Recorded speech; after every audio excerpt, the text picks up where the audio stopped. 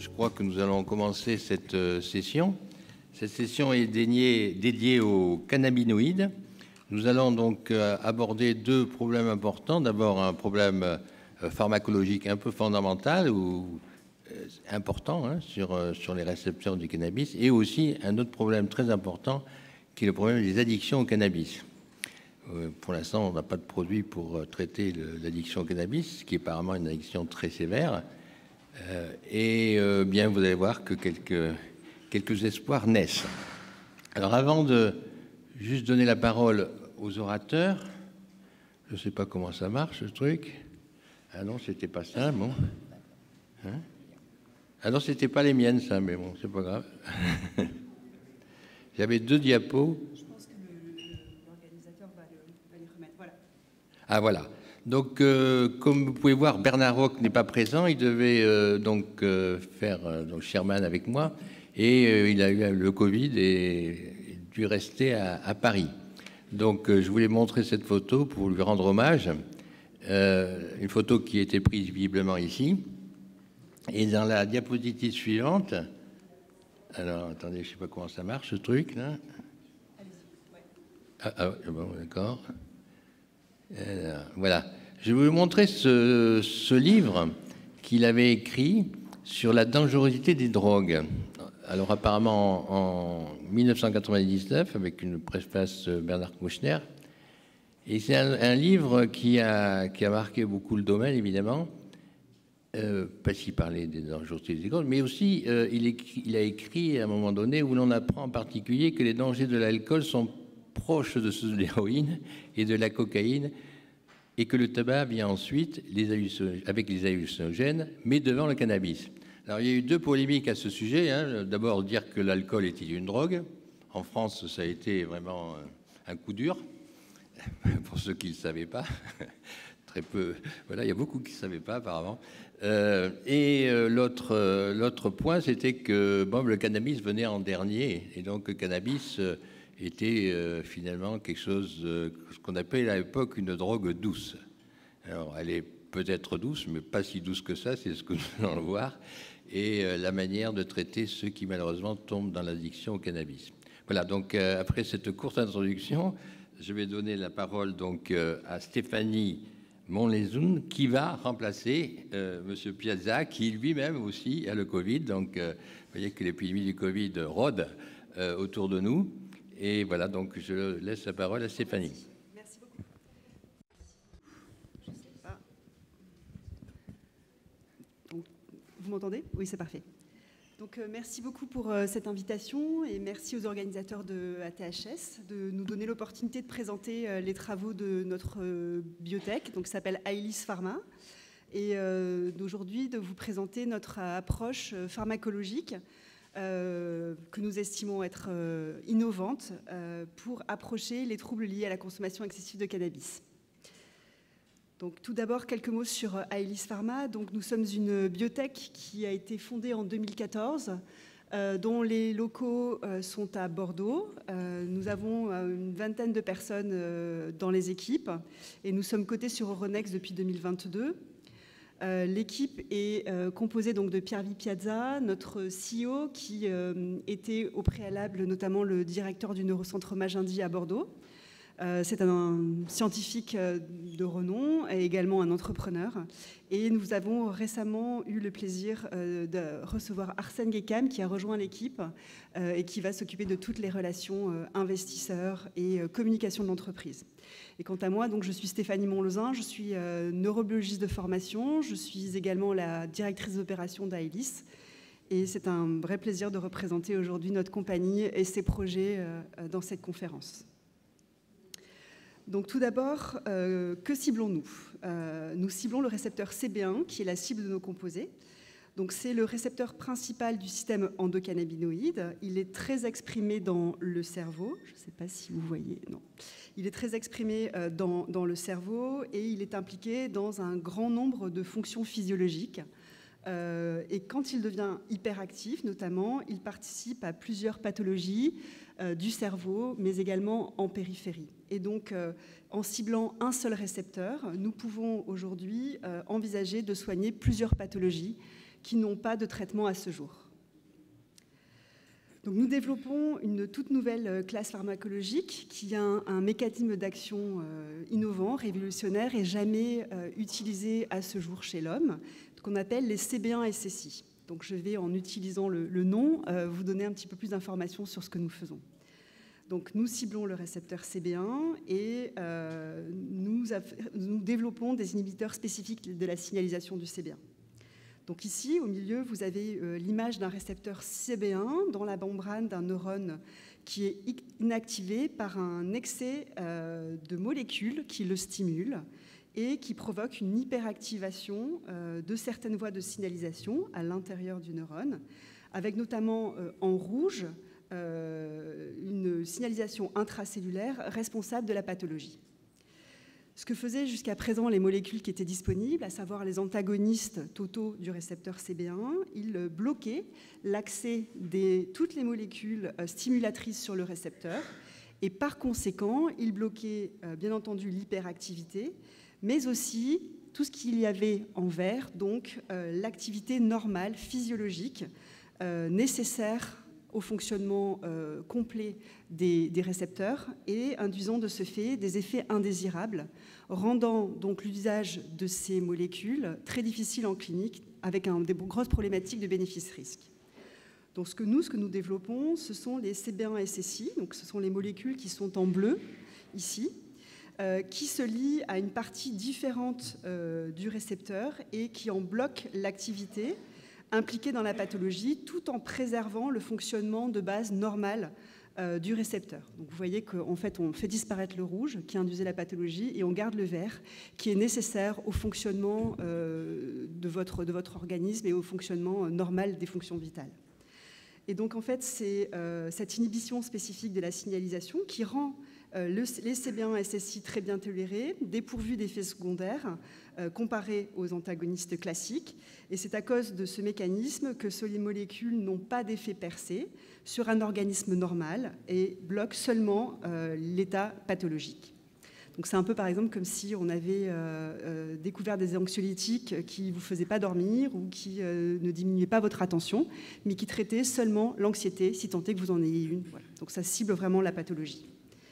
Donc pour s'assurer et pour confirmer que nos molécules n'induisaient pas d'effets adverses typiquement observés avec les antagonistes CB1 de la précédente génération, nous avons mené différentes études comparatives focalisant sur différents effets pharmacodynamiques, prise de nourriture, comportement de stress, de dépression, d'anxiété, sécrétion de glucocorticoïdes. Et nous démontrons que les CB1-SSI, et plus particulièrement l'AEF0117, dont je vais vous parler un petit peu plus aujourd'hui, sont dépourvus de tous les effets négatifs observés avec les antagonistes CB1 de la précédente génération, ayant pour ici référence le rimonabant.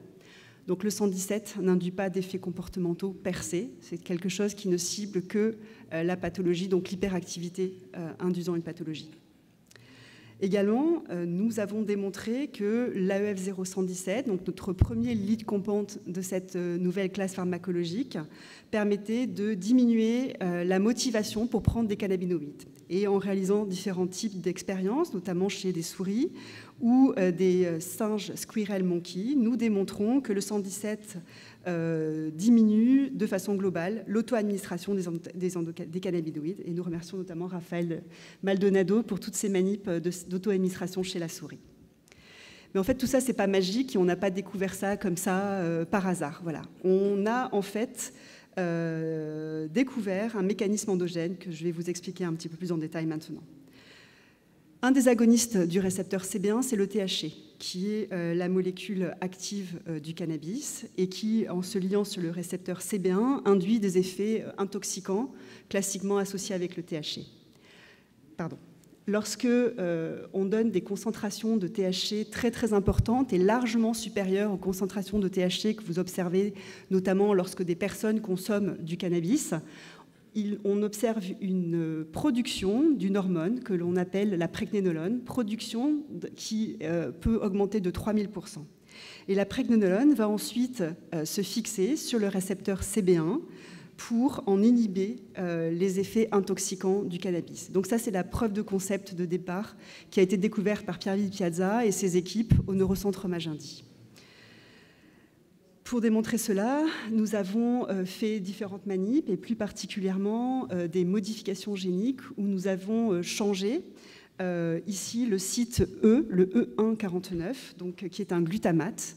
Et en changeant ce glutamate, par exemple, en une glycine, nous perdons l'efficacité de la pregnénolone pour inhiber les effets du THC. Donc en fait, c'est un mécanisme endogène qui permet de cibler spécifiquement l'activité du récepteur. La pregnénolone, en fait, elle modifie l'activité du CB1 d'une façon signal spécifique. Ici, vous voyez une activation par les endocannabinoïdes, mais aussi par la THC, qui induit un large nombre de réponses cellulaires, CAMP, bêta-arestine 2, phospho-ERK. Lorsque la pregnénolone se lie au récepteur CB1, elle bloque seulement une sous-partie des réponses cellulaires médiées par le THC sur le récepteur CB1, et plus spécifiquement, elle bloque toute la signalisation spécifique liée au phospho-ERK. Et donc, de ce fait, inhibe les effets intoxicants du cannabis. Le problème avec la pregnénolone, c'est qu'on ne peut pas en faire un médicament. Ce n'est pas druggable. Ce n'est pas druggable pour plusieurs raisons. La première, c'est qu'elle a une demi-vie très courte. Elle a une très faible biodisponibilité. Il faut en donner beaucoup pour avoir une faible absorption dans le sang. Et surtout, elle se transforme en stéroïdes qui donc sont nocifs et vont induire des effets secondaires. Donc pour résoudre ce problème, nous sommes partis de la pregnénolone, qui n'est pas druggable, et nous avons essayé de lever ce verrou en développant de nouvelles entités chimiques dérivées de la pregnénolone et formant de ce fait notre nouvelle classe pharmacologique, les CB1 SSI. Donc ces nouvelles molécules, elles ont les mêmes effets sur le CB1 que la pregnénolone, mais elles sont stables, elles sont bien absorbées, et elles ne sont pas converties en stéroïdes. Et donc les CB1 SSI, ce sont donc des nouveaux types d'inhibiteurs qui permettent de copier un mécanisme naturel qui existait dans votre cerveau et qui permet donc de simplement cibler la pathologie sans modifier le fonctionnement normal du reste du récepteur. Et donc ne pas induire d'effets secondaires tout en soignant les gens. Premier lead candidat de cette nouvelle classe pharmacologique, c'est l'AEF0117 qui est dédié au traitement des pathologies liées à la consommation excessive de cannabis, donc le CUD. Bon, pas besoin de vous faire une large introduction ici. Les troubles liés à l'usage de cannabis ont un besoin médical très important. Ils sont considérés comme des maladies très sérieuses avec une forte prévalence selon le DSM-5 qui est le manuel de référence des troubles psychiatriques. On peut les diviser en deux types de catégories. Tout d'abord, l'addiction au cannabis. Et par exemple, l'année dernière, en 2022, 14,2 millions de personnes ont été diagnostiquées dépendantes au cannabis, et cela seulement aux États-Unis. La deuxième catégorie, ce sont les toxicités induites par le cannabis, dont la psychose liée au cannabis est la plus sérieuse. Comme je vous disais, la prévalence, elle est de pire en pire, comme le démontre par exemple le nombre d'entrées aux urgences liées au cannabis, qui a simplement doublé sur les 10 dernières années. Et les conséquences négatives de l'usage de cannabis sont également de plus en plus claires, avec par exemple des pertes de QI au milieu, une perte de QI qui peuvent aller jusqu'à 14 points. Merci. Ici, là, hop. Je ne sais pas si vous voyez, 14 points chez des adolescents consommateurs chroniques de cannabis, mais également des lésions cérébrales et corticales irréversibles, tout cela amenant des conséquences sociales très importantes. Donc, où en est-on aujourd'hui du développement de ce candidat médicament? Donc, tout d'abord, il se caractérise par une sécurité d'emploi très importante, avec un index thérapeutique supérieur à 13 000 fois. Pour comparaison, dans l'industrie, un index de 10, c'est considéré comme excellent. Il n'induit aucun des effets secondaires qui avaient été observés avec les antagonistes CB1 de la précédente génération, rimonabant et associés. Ici, un rapide panel comparatif du profil toxicologique de l'AEF0117 à droite, comparé avec le rimonabant ici à gauche. Notre index thérapeutique était de 13 000 fois, par exemple, les index thérapeutiques du rimonabant étaient entre 0,6 et 4. Donc aucun des effets adverses observés jusqu'à présent avec ces anciennes molécules. Nous avons déjà développé une formulation définitive, commercialisable. Il s'agit de capsules molles qui ont également de très faibles coûts de production. Et nous avons également complété tout le développement non clinique pharmaceutique nécessaire pour rentrer en phase 3 immédiatement après la fin de la phase 2B, dont les résultats sont attendus mi-2024. Je vous en parle juste après. Donc justement, en termes de développement clinique, ce composé a déjà finalisé un programme de phase 1 chez des volontaires sains qui ont démontré sa très bonne sécurité et tolérabilité et qui lui ont permis de rentrer en phase 2A chez des addicts au cannabis. Je vais vous donner quelques points clés de cette étude 2A juste après. Tous les résultats, en tout cas, de la découverte de la molécule jusqu'aux résultats positifs de la phase 2A inclus, viennent d'être récemment publiés dans Nature Médecine. Et je vous invite, vous n'hésitez pas à nous contacter si vous souhaitez avoir de plus amples informations là-dessus. Donc la phase 2A, qu'est-ce que c'était? Donc c'était une étude qui a recruté des volontaires ne cherchant pas de demande de soins, des consommateurs de cannabis très importants, fumant et consommant plus d'1 gramme par jour, un minimum 6 jours par jour, n'ayant pas d'autres troubles psychiatriques, ne consommant pas d'autres types de substances.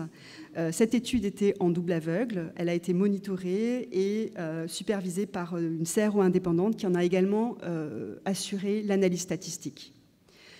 Les outcomes, les endpoints de l'étude étaient tout d'abord en termes de primary endpoint, de mesurer l'effet subjectif du cannabis relié à l'addiction et ce que l'on appelle le good cannabis effect, donc c'est bon, le bon effet du cannabis. Et cela a été mesuré utilisant des échelles VAS pour scaler, pour mesurer l'effet du cannabis. Les outcomes secondaires étaient l'auto-administration au cannabis, qui a été mesurée par le nombre de puffs de cannabis consommés par les patients, et les sujets pouvaient acheter ces puffs s'ils souhaitaient les consommer. Nous avons administré la F0-117 pendant 5 jours consécutifs chez ces patients. Nous avons testé 2 doses de produits versus placebo, et il s'agissait d'un crossover design. Juste pour vous donner le daily schedule de base, donc les capsules étaient données à 9 heures, une capsule par jour. À 12h30, les patients pouvaient consommer du cannabis de façon gratuite afin de mesurer l'effet du good cannabis effect.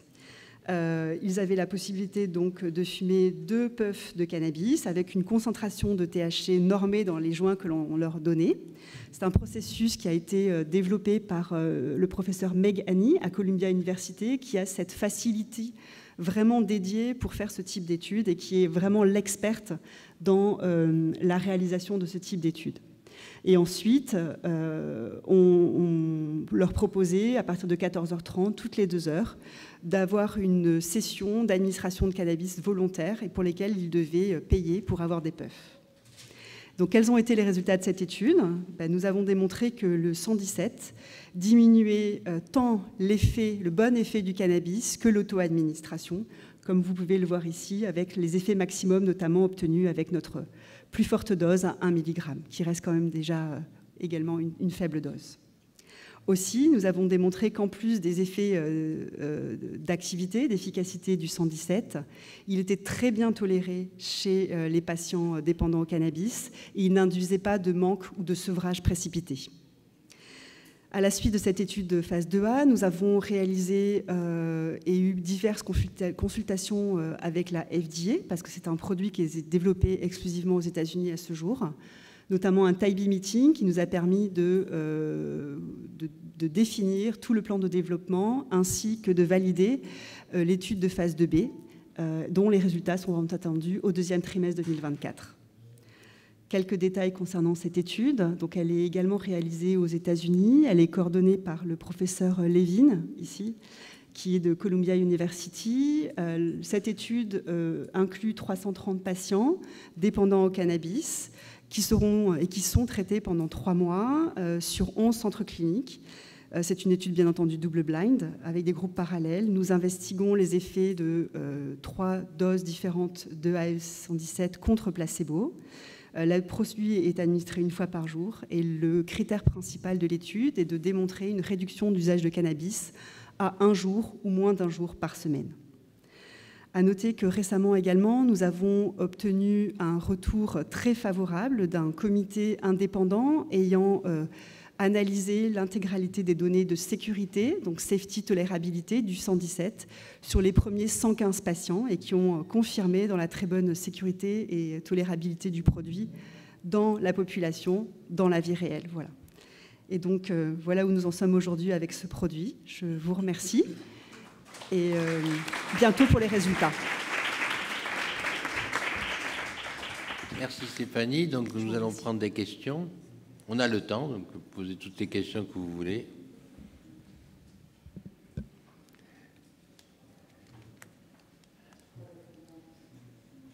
Ah, voilà une question là-bas déjà. Le problème, c'est qu'il n'y a pas de micro aussi. Il y a un micro, oui. Oui, bonjour. Le docteur Raphaël Pangui, médecin addictologue à Rennes, au CHU. Déjà, merci pour cet exposé qui était très clair. Je vous remercie.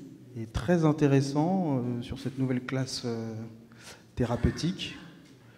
J'avais une question, peut-être plus une remarque, je ne sais pas, sur la question des possibles interactions médicamenteuses avec cette nouvelle classe thérapeutique. Oui. Parce que c'est vrai que par rapport à nos populations toxicomanes, qui sont consommateurs d'opiacés ou notamment de traitements substitutifs. Oui. Est-ce qu'il y a des données sur les possibles interactions médicamenteuses? Parce qu'on a vu dernièrement que, par exemple, le CBD avait des interactions avec la méthadone, plutôt potentialisateur. Donc c'était pour savoir s'il y avait des données sur les interactions. Merci. Oui, tout à fait. Donc, plusieurs éléments à vous donner. Donc, nous utilisons en fait une approche qui mime la nature. Donc, nous utilisons une molécule qui s'apparente à quelque chose qui existe déjà dans le corps et qui n'a pas d'interaction majeure, en tout cas avec des hormones ou vos molécules endogènes. Donc, première chose. Deuxième chose, lorsqu'on développe un médicament de la sorte, notamment les réglementaires, nous demandent d'investiguer cette question, donc de métabolisation, de métabolisme et d'interaction médicamenteuse, chose que nous avons faite et nous n'avons démontré à ce jour, in vitro, in vivo, aucune interaction tant d'inhibition ou d'activation des cytochromes et également des transporteurs pouvant sous-entendre qu'il pourrait y avoir une interaction médicamenteuse entre le 117 et les médicaments qui sont traditionnellement prescrits et également traditionnellement prescrits dans ce type de population. Donc la réponse est qu'à ce jour, il n'y a pas de démonstration d'une interaction médicamenteuse. L'étude aujourd'hui est quand même une étude très large, 330 patients qui vivent leur vie de tous les jours, qui prennent d'autres types de médicaments. Et à ce jour, nous n'avons pas non plus démontré avec cette cohorte d'interaction. Mais nous le suivons très attentivement. D'autres questions? Bon, il n'y a pas de questions. Ah, une question là. 2 questions.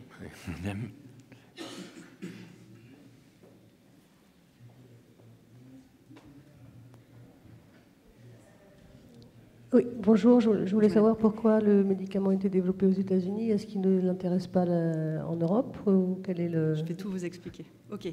Donc nous, on a fondé Aelis en 2014. En 2014, nous avions donc le papier de Science qui démontrait le mécanisme d'action de la pregnénolone sur le récepteur CB1. Et pour développer une nouvelle thérapeutique, il faut de l'argent, beaucoup d'argent d'ailleurs. Et donc nous avons, pour fonder Aelis, commencé à faire des rencontres investisseurs, des tours de table, etc. Et le principal retour que nous avons eu à l'époque en France et en Europe était qu'il n'existait pas d'addiction au cannabis et que donc nous développions un premier médicament pour une maladie qui n'existait pas. Donc, comme notre fondateur Pierre Piazza était très introduit aux États-Unis, et notamment auprès du NIH et du NIDA, par contre là-bas ils étaient très intéressés, notamment Nora Volkoff, la patronne du NIDA, qui cherchait déjà à l'époque à promouvoir des solutions visant à développer des molécules. Et donc, nous nous sommes rapprochés d'eux. Nous avons obtenu un gros financement du gouvernement américain via le NIDA pour supporter le développement du 117 et notamment pour réaliser les premières études cliniques chez l'homme. Donc tant le programme de phase 1 chez les volontaires sains que l'étude de phase 2A que je vous ai démontrée et qui nous a permis de démontrer l'efficacité du 117. Et donc aujourd'hui, nous avons un dossier Open IND auprès de la FDA, donc on continue le développement là-bas pour faciliter. Et je pense que depuis 2014, les choses ont évolué en France et en Europe. Et aujourd'hui, nous obtenons de plus en plus d'intérêt et la question de l'addiction au cannabis ne se pose plus ici. Voilà, vous connaissez toute l'histoire. Oui, question. René Marek, Paris et Saint-Martin dans les Caraïbes. Merci pour votre présentation. J'avais une question précise, c'était la durée de fixation sur les récepteurs de ce produit. Et la deuxième question, c'est, on imagine que le CBD peut avoir une action sur les récepteurs aussi CB1 par rapport à l'attractivité de l'anandamide ou des THC. Qu'en est-il de ce produit par rapport à cette activité du CBD qui contrarie peut-être l'effet psychotrope du THC? Alors, nous n'avons pas de données aujourd'hui concernant l'interaction ou l'effet de notre produit sur les effets que pourrait avoir le CBD sur le récepteur CB1. De notre compréhension et des discussions que nous avons eues aujourd'hui, les effets du CB1 ne sont pas particulièrement clairs, ou en tout cas pas clairs pour nous. Donc je ne peux pas répondre à votre question concernant les interactions là-dessus. Ce que nous savons, c'est que la molécule agit principalement, celle-ci, sur le THC. Donc elle limite plutôt les effets du THC et le 117 est plutôt pas très bon pour modifier les endocannabinoïdes. Mais bon, chez Aelis, on a tout un pipeline, on a d'autres molécules et nous avons développé d'autres molécules sur le même principe qui, par contre, elles, ne sont pas très bonnes pour réverser l'affinité du THC et donc potentiellement d'autres produits annexes du cannabis, mais beaucoup plus sur les interactions CB1, endocannabinoïdes et notamment anandamide et ou 2AG en fonction. Voilà. Et la durée d'action, finalement? La durée d'action, elle n'est pas mesurée et pas mesurable aujourd'hui parce que d'abord un ligand, un PET ou quelque chose comme ça avec...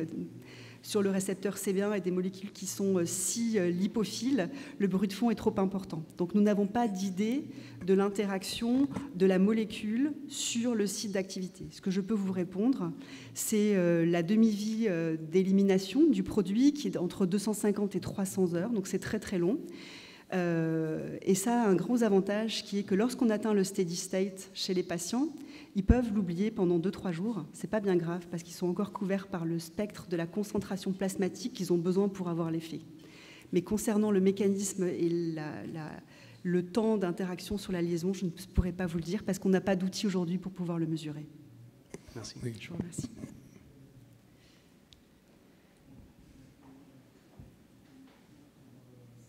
Jean-Charles Fraîche, au XAPA de Hyères. Je voulais savoir si vous aviez fait une étude concernant la positivation ou pas des tests de dépistage du cannabis pour les gens qui prennent votre molécule. Parce que par exemple, les gens qui prennent du CBD, s'ils en prennent des quantités énormes, on a quand même une positivité des tests urinaires qu'on peut faire de détection de leur consommation. Alors, je voulais savoir si avec votre molécule, c'était pareil ou pas. Je ne suis pas sûre de comprendre votre question. Je vous prie de m'excuser. Quand on veut dépister un consommateur de cannabis, oui, on lui fait un test urinaire. Oui, bien sûr, ce qu'on fait tous les jours. Les gens qui font qui comprennent du CBD, oui, s'ils en prennent des grosses quantités, alors ça dépend peut-être de la qualité du CBD qu'ils utilisent, puis peut-être qu'ils nous mentent aussi, mais on a très souvent une détection positive de ces gens. THC. Je voulais savoir si avec votre molécule, c'était la même chose. Vous avez testé la présence ou pas de... Nous, on le donne à des gens qui prennent du THC. Oui, mais si vous avez des gens qui arrêtent d'en consommer, est-ce que vous avez une positivité ou pas? Alors, non, il n'y aura plus de possibilité. Ça fait justement partie d'un des contrôles de l'étude de phase 2B. Donc, notre molécule ne va pas induire de positivité, c'est-à-dire que ce n'est pas un THC-like ou ce n'est pas un CBD-like. C'est une molécule complètement différente qui n'induira pas et qui n'induit pas de modification de la concentration ou de l'élimination du THC et de ses métabolites. Nous sommes deux entités totalement différentes. Donc le 117 n'aura pas d'interaction sur la quantité de THC que vous avez. La seule chose qui va induire la quantité de THC, c'est ce que vous allez avoir consommé, CBD ou pas. Donc ce sont deux choses complètement différentes. Et dans l'étude de phase 2B, par contre, pour s'assurer que les gens nous disent oui, j'ai bien arrêté, bon, on leur mesure le THC quand même, juste pour voir si on a une corrélation, quoi. J'espère avoir répondu à votre question, je n'étais pas sûre. Question, deux autres questions. C'est bon? Merci pour votre présentation. Je me souviens aussi de la présentation il y a 2 ans. Et je me souviens que vous avez parlé aussi, et je ne sais pas si c'était la même molécule, mais non seulement de l'effet sur vraiment l'addiction et donc l'arrêt de l'usage, mais aussi l'effet réversible sur la psychose. Est-ce que c'est donc avec la même molécule ou c'est des autres travaux sur d'autres molécules Très bien, tout à fait. Sur la psychose induite par le cannabis. Oui, c'est ça. Exactement. Il s'agit de la même molécule, donc le 117, qui a démontré des effets dans différents tests précliniques de capacité de réversion de la psychose induite par le cannabis. C'est quelque chose que nous avons dans les tiroirs, qui est en cours de discussion et que je souhaiterais pouvoir vous donner plus d'informations bientôt. In progress. Oui, une question ? Une question ?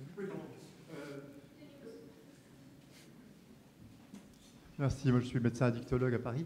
La question, c'est quand est-ce qu'on aura les capsules dans nos mains ? Très bien, très bien. Je vous explique tout. Très vite, j'espère, bien entendu, on fait tout pour. Donc aujourd'hui, ce projet fait l'objet d'une option de licence par un groupe pharmaceutique qui s'appelle Indivior, qui est présent aujourd'hui. Donc à l'issue des résultats de la phase 2B, attendu donc courant 2022, on va faire une consultation avec 2024, pardon, excusez-moi. 2020, vous voyez, je voulais déjà que ce soit très vite, c'est ça. Donc, résultat attendu mi-2024. Ensuite, on fait une consultation de end of phase 2 meeting avec la FDA. On va finir de négocier un petit peu ce qu'ils veulent jusqu'à la mise sur le marché. Nous, on a déjà dérisqué ou plutôt optimisé tout ce qu'il y a à faire en non clinique, pharmaceutique. Il n'y aura plus qu'à faire les dernières études cliniques. Et ensuite, mise sur le marché estimée pour 2027-2028. Ce qui est très court, vous savez. On a commencé en 2014 et ça n'existait même pas. Alors, nous envisageons, et dépendant du pathway réglementaire demandé par la FDA et ou l'IMIE, parce qu'on va aussi faire une consultation avec l'IMIE à la fin de l'année 2024, il sera possible qu'une phase 3 soit conduite en Europe. Et nous ouvrirons donc des consultations pour proposer à des centres de participer s'ils le souhaitent. Voilà, avec plaisir. Moi, j'avais une petite... encore une question, donc on va prendre une question. Monsieur là-bas, encore quelques minutes. Bonjour, merci beaucoup. C'est toujours passionnant de voir le développement depuis le début, parce que c'est rare qu'on ait cette occasion-là. Je voulais vous demander les taux de THC dans cette délivrance contrôlée, là, qui est très intéressante, effectivement, plutôt que était affiché dans la molécule que vous avez utilisée. À 6,5%, c'est ça, enfin, qui a été utilisé dans l'environnement. Oui, c'est du cannabis qui est fourni par le NIDA, oui, donc 7%. C'est juste que 6,57. C'est un peu faible a priori par rapport à ce qui est consommé on est bien d'accord. maintenant. Et donc on est bien d'accord. Je voulais savoir quelle était votre anticipation par rapport... on est pressé de voir les résultats de l'étude naturalistique, on va dire, pour être sûr que ça tienne avec des cannabis qui sont plus dosés quand même. Alors, donc... Il y a quelque chose qu'on ne sait pas et qu'on ne dit pas beaucoup, c'est qu'en fait, chez les consommateurs, les addicts au cannabis, vraiment très installés, ils ont la capacité, quelle que soit la force du THC dans ce qu'ils consomment, de maintenir un niveau plasmatique aux alentours de 1,5, 1,2 nanogrammes par ml, quelque chose comme ça. Ils ont cette capacité, visiblement, en tout cas il y a quelques études qui ont été réalisées, de maintenir ces seuils-là et de fumer, d'adapter vraiment leur consommation, et ça en est d'ailleurs assez perturbant. Donc nous ne pensons pas que le fait d'avoir des produits de différentes concentrations va avoir un impact sur l'efficacité du produit. L'efficacité du produit, que vous soyez très chargé ou pas, il va avoir le même rôle pharmacologique, c'est pas magique, c'est pas ésotérique. C'est-à-dire il bloque, quelle que soit l'activité, il va bloquer de la même façon.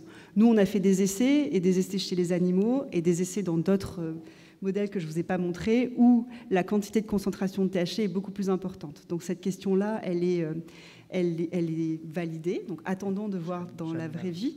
Et aussi ce que l'on voit dans la phase 2B, de toute façon on aura la confirmation, on a des gens qui fument des choses très différentes. Donc nous aurons le résultat de la manip en vrai avec les résultats de la phase 2B. Ce que la concentration de THC dans les produits induit surtout, c'est l'augmentation de la prévalence à développer une addiction au cannabis de façon beaucoup plus importante, et notamment chez les jeunes et chez les adolescents. Voilà. Ok. Enfin oui, bon, après il y a le taux plasmatique et après il y a le taux cérébral, mais enfin ça on ne sait pas le mesurer. Il va être 5 fois plus fort dans le cerveau, en gros, parce que c'est un passage passif. Je voulais poser une question aussi sur la co-administration de nicotine, ou alors au moins de mesurer l'effet du monoxyde de carbone, enfin des choses comme ça, puisque, alors moins aux États-Unis, mais en Europe globalement, le cannabis est fumé avec du tabac. Oui. Donc il y a des interactions beaucoup par les cytochromes avec la nicotine, mais il y a aussi l'effet direct du monoxyde de carbone. Est-ce que ça, vous avez pu le faire, soit en modèle cellulaire, murin ou... Non, nous ne sommes pas adressés à ça. Ils sont tous fumeurs de tabac, a priori, mais... Alors, nous n'avons pas adressé des co-activités ou des interactions avec la nicotine. Non, nous n'avons pas fait ça. Après, l'étude sera large, donc on espère, enfin, je pense qu'on verra des sous-groupes, enfin, ça permettra d'étudier des sous-groupes. Tout à fait. Sachant qu'aux États-Unis, de plus en plus de gens le vapent.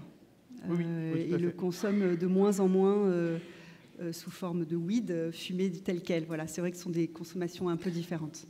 Merci pour votre question, on la prendra en compte, je la remonte à l'équipe.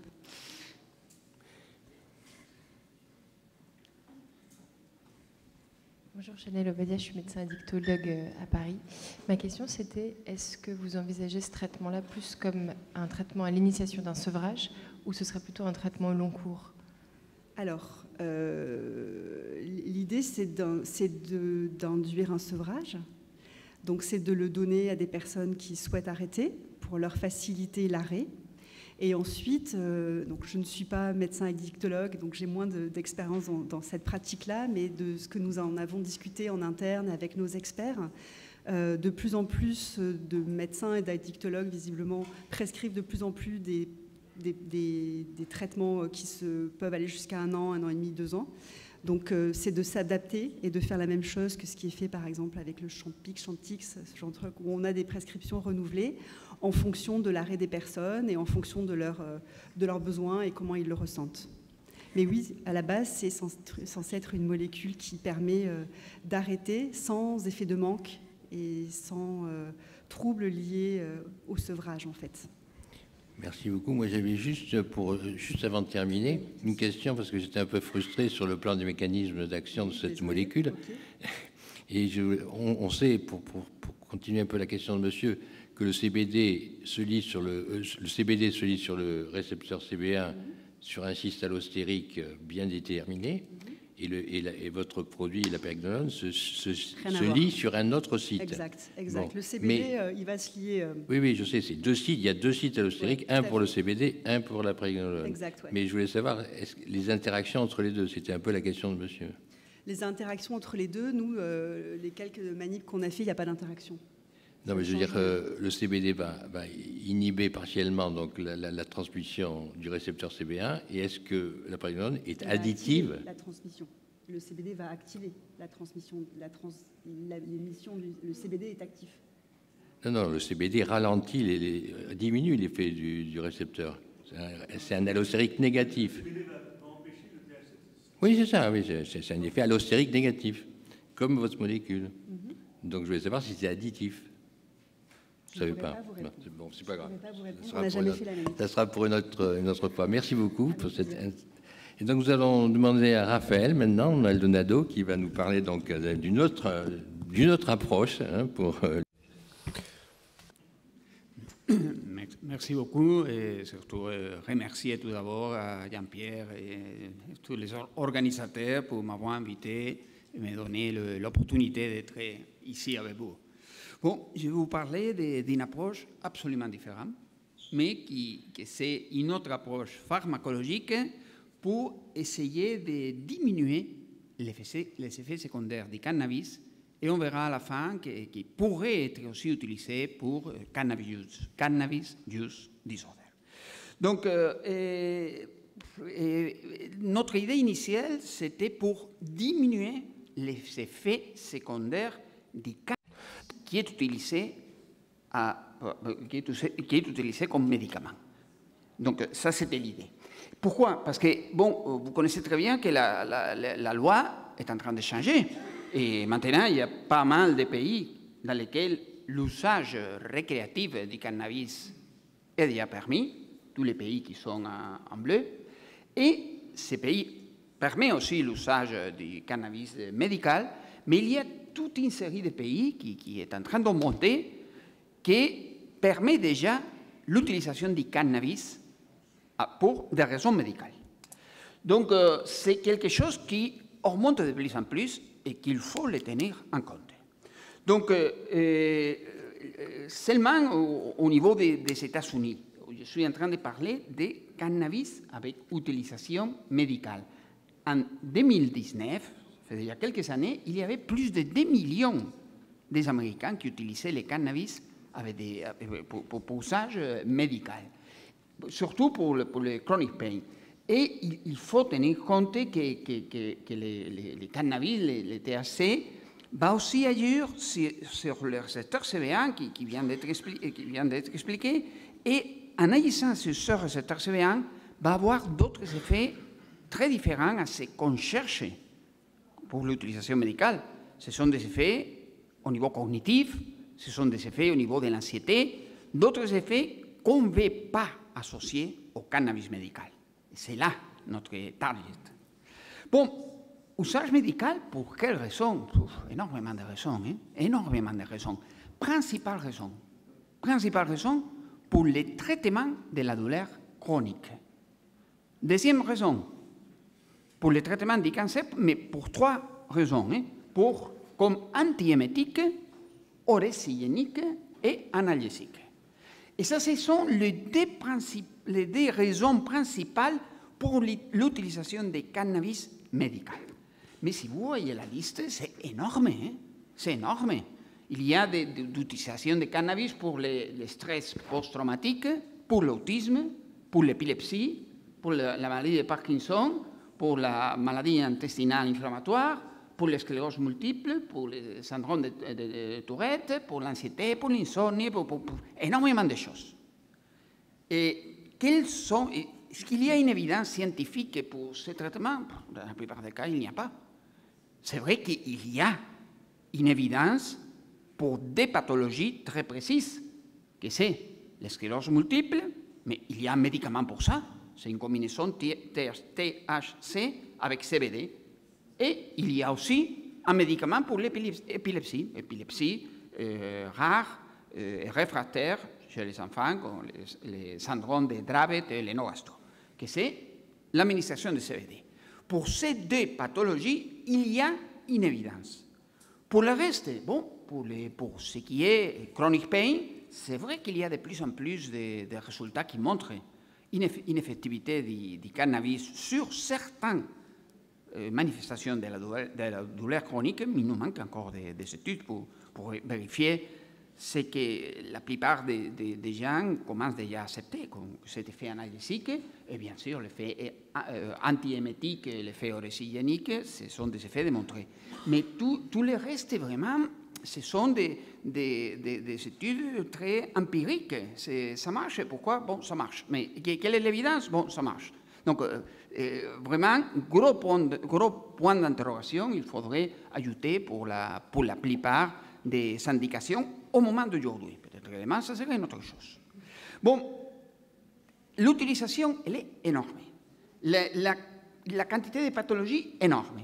Donc, on a besoin de diminuer les effets secondaires associés à cette utilisation du cannabis médical.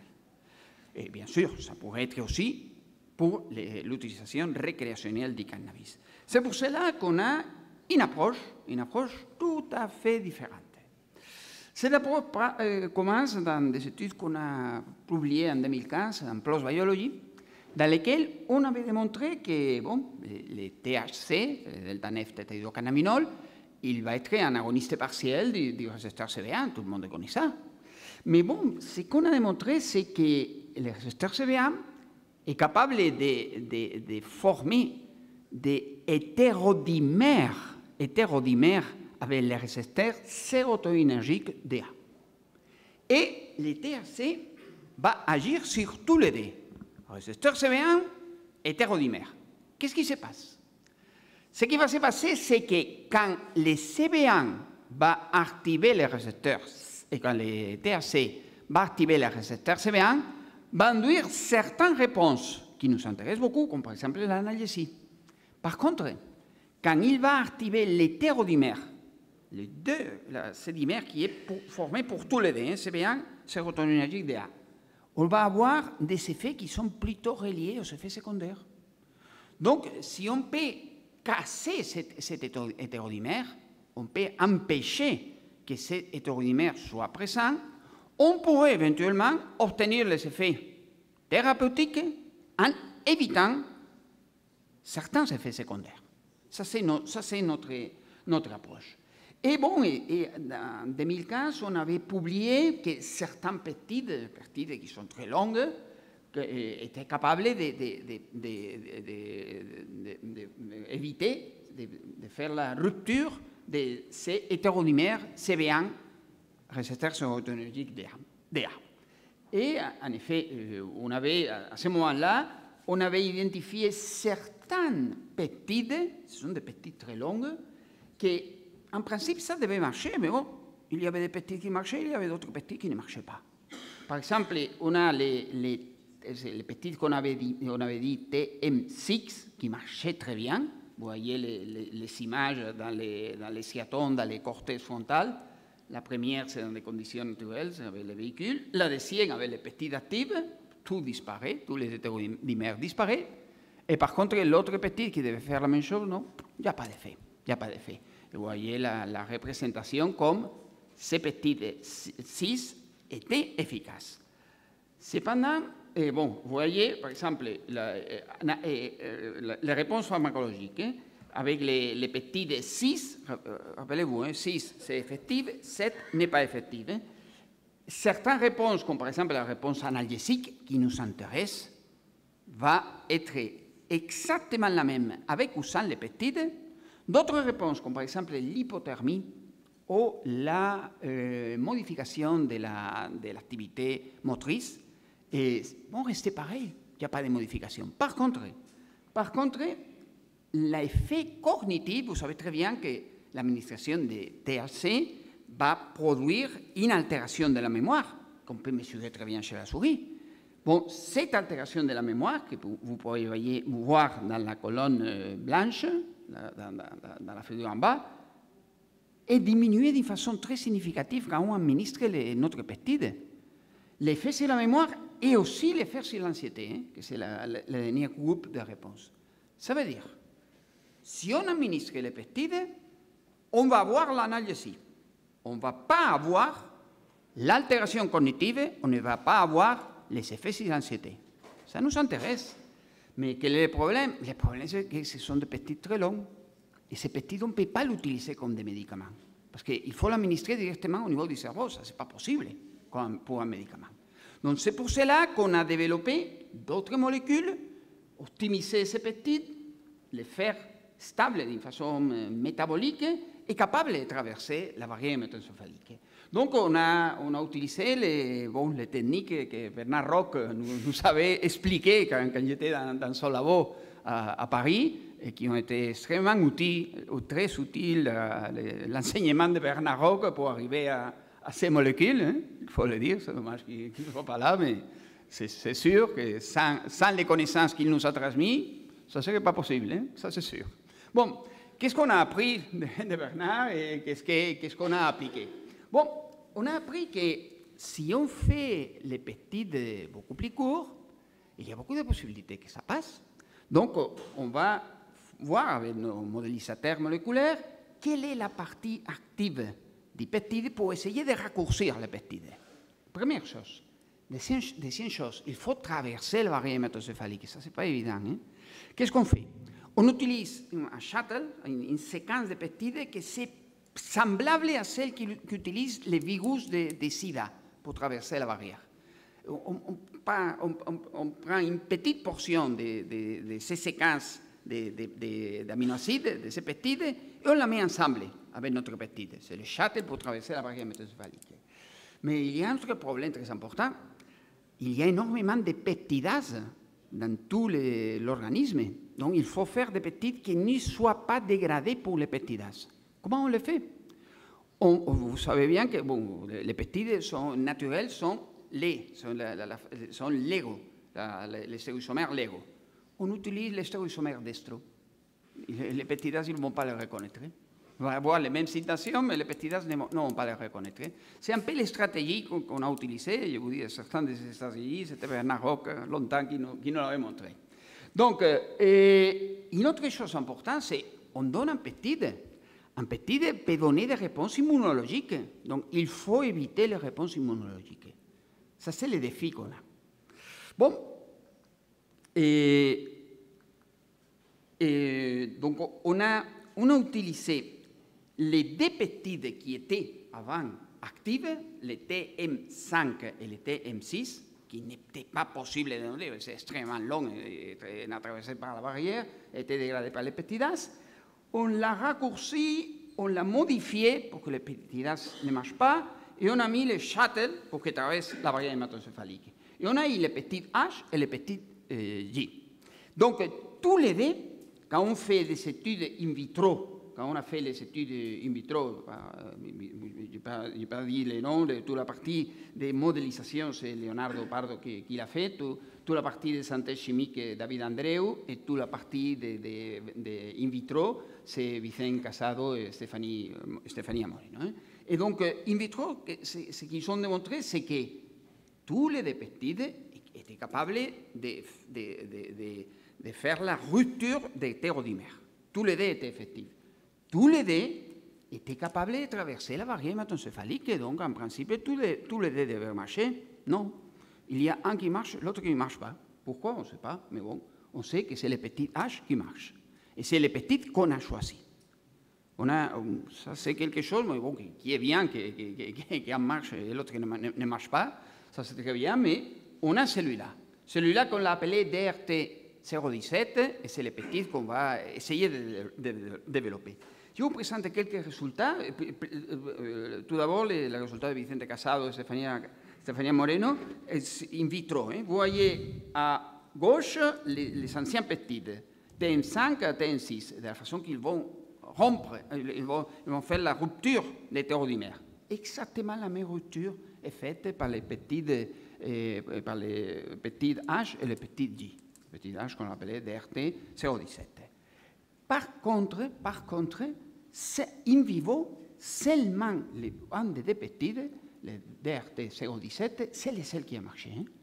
Vous voyez, ça c'est administration intraveineuse.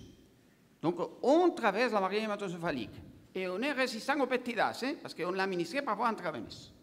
Et par voie intraveineuse, vous voyez dans la figure droite haut que la réponse analgésique du THC reste semblable, n'est pas modifiée.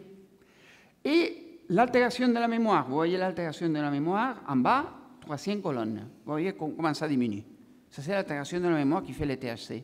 Bon, cette altération de la mémoire va disparaître si on fait l'administration intraveineuse de notre peptide.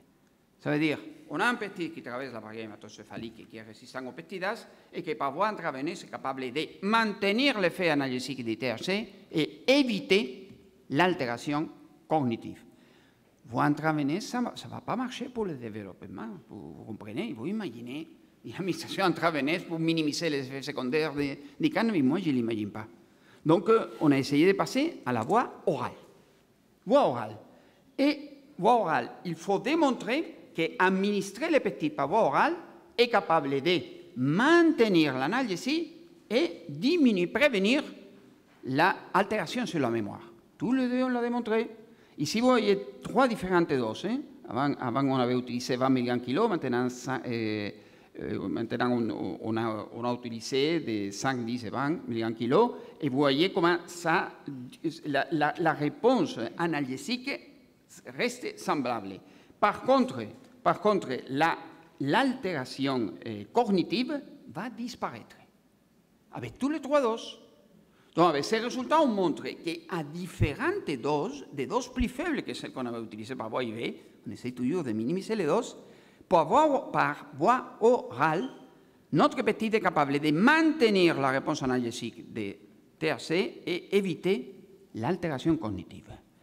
Et la réponse immunogénique, si jamais il y a une réponse immunogénique, ça ne va pas marcher, hein, parce qu'il va produire des anticorps contre les médicaments, entre guillemets, contre les peptides, donc ça ne nous intéresse pas. Donc on a fait un protocole classique, hein, une administration répétée de notre peptide et après une administration une autre fois le jour 15.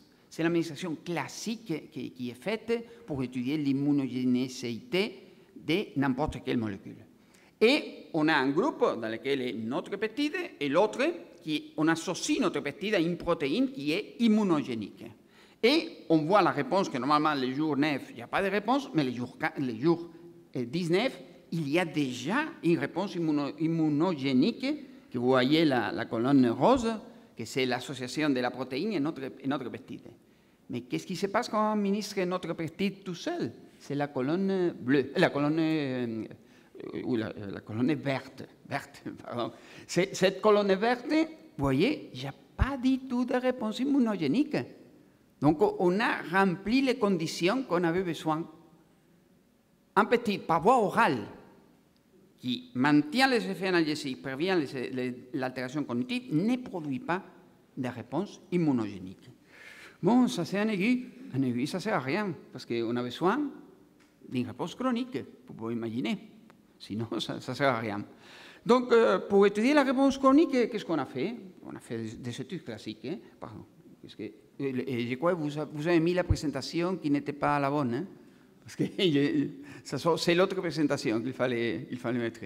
Donc, on a utilisé un protocole classique qu'on va voir dans la prochaine diapo, et dans laquelle on a induit une douleur neuropathique dans ce cas-là.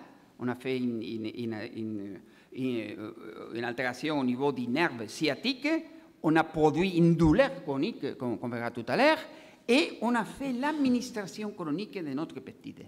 Et on a évalué, dans cette administration chronique, je vais voir si voilà, maintenant c'est bon, on a évalué tout d'abord, on a fait l'administration des doses, on essaye toujours de diminuer les doses. Hein. Vous vous souvenez, par voie intraveineuse, on avait commencé avec 20, maintenant on va utiliser 2,5, 5 et 10, chaque fois des doses plus faibles. Hein. Pour induire l'analgésie avec le THC, on utilise toujours 10 mg kg de THC. Et pour induire l'altération cognitive, on utilise toujours 3 mg kg. Hein. Donc on va étudier l'analgésie. Dans ce cas-là, on va étudier l'allodynie, que c'est très important, et l'hyperalgie. Hein. Hyperalgie, allodynie mécanique et hyperalgie thermique. Hein. Et on va étudier aussi, ça on va l'étudier pendant tous les traitements chroniques, et la réponse cognitive, on va l'étudier au début de l'administration du THC et aussi à la fin, pour voir si en chronique, cette protection de l'altération cognitive, elle est maintenue ou pas. On a aussi étudié la possibilité d'autres effets secondaires, comme par exemple des modifications au niveau de l'activité locomotrice, que je ne vais pas montrer parce que les résultats c'était bon, il n'y avait pas d'autres effets secondaires. Donc on y va au résultat d'analgésie. Les résultats d'analgésie, on va toujours mesurer la patte dans laquelle on a induit la douleur et la patte contralatérale, c'est la patte gauche. Pourquoi? Parce que dans la patte gauche, normalement, rien ne doit se passer et rien ne se passe. On a la douleur, on voit très bien dans la patte droite. On fait l'administration des THC et vous voyez comment ça monte. C'est la figure de droite. Hein. Il y a un effet analgésique et cet effet analgésique est maintenu après les différentes doses de l'administration de notre peptide. Il y a même, c'est ici difficile à voir, mais il y a même une diminution de la tolérance au THC qu'elle est décrite depuis très longtemps. Donc ici, on ne le voit pas très bien, mais regardez dans l'allodynie mécanique. L'allodynie, pour nous, c'est le plus important que l'hyperalgie. Et dans l'allodynie mécanique, vous voyez, patte gauche, rien ne se passe, c'est normal. Patte droite, on voit l'effet analgésique, une tolérance aux effets analgésiques de THC, et on voit que l'administration du peptide ensemble avec le THC diminue le développement de la tolérance. Donc, pas seulement on maintient l'analgésie, on va diminuer le développement de la tolérance. sur l'allodine. Réponse cognitive. Qu'est-ce qui se passe au niveau de réponse cognitive? À droite, numéro 1, à gauche, pardon. Numéro 1, c'est quand on étudie la réponse cognitive au début du traitement. À droite, numéro 2, à la fin du traitement. Vous voyez, au début du traitement, deux réponses, on voit très bien la protection de l'effet cognitif, l'effet amnésique qui fait le THC. Qu'est-ce qui se passe à la fin, après un traitement chronique? Il y a une augmentation de cet effet protecteur. Vous le voyez, les colonnes sont plus hautes à droite qu'à gauche. Donc, en chronique, ça marche mieux qu'en aigu. En analgésie, mais aussi en protection de la réponse cognitive. Bon, pharmacokinétique. Bien sûr, il faut toujours, pour développer un produit, il faut savoir ce qui se passe au niveau plasmatique. On a des résultats préliminaires. Mais les résultats préliminaires, on peut voir qu'il y a en bleu, en rouge, rose plutôt, il y a certains niveaux plasmatiques, mais ce qui est le plus intéressant, c'est que très vite, on a des niveaux assez élevés au niveau du cerveau. Donc, ça passe très bien la barrière. Bien sûr, ce sont des études préliminaires, parce qu'on ne voit pas tellement la dose réponse, mais on voit que ça passe très bien, et ça passe à des concentrations très importantes au niveau du cerveau. Et la dernière chose que je voulais vous raconter, c'est qu'on a aussi étudié ces produits pour cannabis use disorder. Pourquoi? Parce qu'il semblait que cannabis use disorder, au contraire, que ça fait 10 ans, maintenant, c'est les targets qui semblent qui intéressent le plus. Donc, on a étudié pour cannabis use disorder. Et donc, pour cela, on a utilisé un protocole d'auto-administration chez la souris. Bien sûr, la souris ne va pas s'auto-administrer THC. Pourquoi? Parce que c'est un demi-vie très longue, c'est un agoniste partiel. Pour plusieurs raisons, la souris ne va pas s'administrer le THC. Donc, ce qu'on utilise, c'est un agoniste complet, un agoniste, full agoniste, que c'est le Win 55-212. C'est les mêmes qu'on a utilisés pour les produits d'Aelis. Et donc, tout d'abord, on lui donne une dose, nous-mêmes une dose de Win, pour que l'animal, parce que la première administration d'un cannabinoïde chez la souris n'est pas renforçant, c'est plutôt aversif. Donc, on le fait dans sa boîte, une administration préalable, et on le met dans la boîte de Skinner. Boîte de Skinner dans laquelle l'animal va pousser les active lever, les active nose poke, et va recevoir une administration intraveineuse de l'agoniste cannabinoïde. Et donc, ce qu'on a fait, parce qu'il y a une auto-administration, c'est très intéressant, mais ce qui est plus intéressant, ça serait dans un modèle de cannabis use disorder. Donc, on a utilisé les résultats qu'on vient d'être montrés de Pierre Piazza. Et donc, en utilisant les modèles de drug addiction chez la souris. Et donc, ce qu'on a fait en utilisant les mêmes paramètres que Pierre Piazza, on a fait, mais c'est un peu adapté, parce que ça, c'est essayer de développer un modèle de cannabis use disorder chez la souris. Là, c'était cocaine addiction chez les rats. Donc, qu'est-ce qu'on a fait? On a tout d'abord entraîné la souris dans la boîte d'auto-administration avec une raison fixe 1. Ça veut dire l'animal pousse une fois, reçoit la dose de l'agoniste cannabinoïde. Après, on passe à FR2. L'animal doit pousser deux fois pour recevoir une dose de l'agoniste. Et une fois que l'animal a appris qu'il administrait d'une façon, poussé d'une façon répétée, il va recevoir d'une façon répétée l'agoniste cannabinoïde, on va étudier le développement de l'addiction. Donc, on a utilisé les mêmes critères que Pierre avait utilisés, que c'était la persistance pour répondre. Comment on étudie la persistance pour répondre? Vous voyez, chaque session a une durée d'à peu près 2 heures. 55 minutes dans laquelle il y a une lumière qui indique que l'animal peut pousser pour avoir la récompense, mais ensuite 15 minutes que la lumière ne va pas être présente, indiquant que l'animal peut faire n'importe quoi qu'il ne va pas recevoir de la récompense. Et ensuite, 55 minutes actives encore. Donc, un animal qui a une persistance pour la réponse, pendant la période de 15 minutes que la lumière n'est pas allumée, il va continuer à pousser. Il ne va pas être capable de s'arrêter. Ça, c'est une façon d'étudier la persistance. Motivation, c'est la procédure classique, hein? La raison progressive. Pour avoir la première dose de l'agoniste cannabinoïde, l'animal doit pousser une fois. Deuxième dose, 5. Troisième dose, 12 fois. Après, 33 fois. Il y a un moment que l'animal va arrêter de répondre. Donc, on peut mesurer combien de fois l'animal va pousser pour recevoir une seule dose. Quelle est la valeur motivationnelle que l'animal va donner au cannabis. Et ensuite, compulsivité. Compulsivité, qu'est-ce qu'on fait?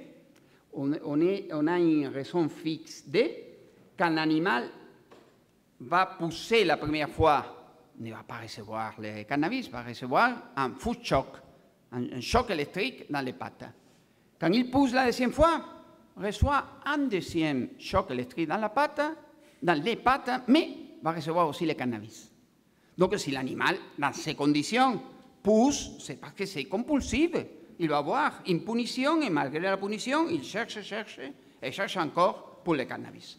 C'est une façon d'étudier la compulsivité. Ce sont les 3 critères classiques de DSM-5 pour étudier, pour définir la cannabis use disorder. Donc, et on a utilisé les mêmes critères que Pierre-Louis pour classifier addict et non addict. Percentile 75. Si le percentile 75 arrive, on donne une valeur de 1. Donc, on a des souris qui vont avoir des 3 critères. Ça, ce sont les souris addictes. Ce sont les souris qui ont la maladie. Par contre, ceux qui ont 0 ou 1 critère, non, ils ne vont pas développer la maladie. Donc, c'est un modèle d'étudier si on arrive, si avec un traitement, on va diminuer ou pas chez la souris l'addiction au cannabis use disorder. Et donc, dans ces modèles, on peut aussi étudier des réponses associées au craving. Vous savez bien que le craving, c'est aussi défini par les DSM-5. Et pour ça, on va étudier la résistance à l'extinction. On va supprimer la réponse et l'animal, quand il voit qu'il n'y a pas de cannabis, il va pousser. Et ensuite, on va faire la restatement. L'animal va s'auto-ministrer encore si on lui montre les stimulus associés au cannabis. Et on peut aussi étudier des traits phénotypiques associés à l'addiction, comme l'impulsivité. Chaque fois que l'animal pousse pour recevoir le cannabis, pendant 10 secondes, ne va pas recevoir de réponse. Donc, c'est une façon d'étudier l'impulsivité immédiate. Je pousse, je sais que pendant 10 secondes, ça ne sert à rien, bon, je pousse encore. C'est impulsivité. Bon, quels sont les résultats? Les résultats, on peut voir que tout d'abord, sur l'auto-administration des cannabinoïdes, on peut voir que toutes les doses, 10 mg kg et 20 mg kg, vont diminuer l'auto-administration des cannabis. Ce qui est curieux, c'est que la dose de 10 mg kg semble même un peu plus effective. Mais bon, tous les deux sont effectifs. Sur l'impulsivité, le résultat était très impressionnant, parce qu'il y a une suppression de l'impulsivité. Et ça, pour nous, ça c'est très intéressant, parce que l'impulsivité induite par la recherche du cannabis apparemment disparaît avec cette composé. Et les critères d'addition. Pour les critères d'addition, résistance et persistance de réponse, motivation et compulsivité. Il va y avoir une diminution de tous les 3, surtout de la motivation. Et si on fait les classements addicts, non addicts, vous voyez que dans des conditions normales, c'est très difficile de mettre en évidence une addiction au cannabis chez la souris. 11% des souris seulement vont être addictes. Mais les souris qui ont reçu le traitement avec les peptides, aucun est devenu addict. Donc, il y a une effectivité dans notre modèle d'addiction au cannabis. Donc, avec ces résultats, on a fait un pré-IND à la FDA et la FDA nous a répondu le 20 janvier de cette année et nous a dit we agree that cannabis use disorder is a suitable target for treatment with DRT-017. C'est appréhendé, donc c'est tout à fait préliminaire, mais c'est, disons, une lumière verte pour étudier les effets de ces molécules dans le cannabis use disorder. Donc, maintenant, qu'est-ce qu'on va faire? On va faire la même chose que vous avez déjà fait. Donc, les classiques, tous les ADME in vitro, ce qui est réglé. Pour arriver chez l'homme, il faut faire tout ça. Hein. Les microsomes en hépatocyte, étude de stabilité, l'étude métabolique, en utilisant mycosomes et hépatocytes, que ça a été posé pour l'autre produit, bien sûr, pour tous les produits, il faut faire les mêmes. Génotoxicité dans les modèles classiques, safety pharmacology, qu'il faut toujours les faire chez deux espèces animales, toujours. Et analytical studies pour in vitro, in vivo, avoir des méthodes pour quantifier notre produit d'une façon vraiment très systématique. On a déjà une méthode, mais il faut l'améliorer. Les études de toxicité, administration répétée pendant 7 jours, administration répétée pendant 28 jours. Donc, ça, c'est toutes les études classiques pour finalement faire un IND et aller chez l'homme. On est beaucoup plus retardé, mais bon, on est dans le chemin. Donc, vous voyez, c'est un mécanisme tout à fait différent. Hein? Le THC va induire l'analysie par les CB1 et les altérations cognitives et les altérations de l'anxiété par l'hétérodimère. Et donc, notre produit, ce qu'il va faire, c'est faire la rupture de l'hétérodimère. Et on a un produit, le DRT-017, qui est stable d'un point métabolique et qui est capable de traverser la barrière hématoencéphalique. Et administré par voie orale, d'une façon chronique, est capable de prévenir l'altération cognitive et il est capable d'atténuer la réponse, d'atténuer la tolérance à la réponse analytique. La réponse analytique est maintenue. Donc, on a ce qu'on cherche chez l'animal. Et aussi, il est effectif dans notre modèle de cannabis use disorder. Et donc, la FDA nous a dit d'y aller pour étudier, pour évaluer la possibilité d'utiliser ce produit pour cannabis use disorder. Et vous pouvez imaginer, ça c'est une étude dans laquelle beaucoup de collaborateurs ont participé. Mon équipe et surtout celle qui a fait toutes les études d'auto-administration, c'est Elena Martin, c'est juste à côté de moi à droite, c'est elle qui a fait toutes les études d'auto-administration chez la souris, de tous les produits. Et bien, toute la partie chimique, c'est David Andreo, Leonardo Pardo, toute la partie de modélisation moléculaire, Vicente Casado, Stefania Moreno, et toute la partie d'in vitro. Et maintenant, on a développé une petite boîte dans laquelle Maria Gallo et Patrick Traseras vont essayer d'arriver à développer ce produit. Merci beaucoup.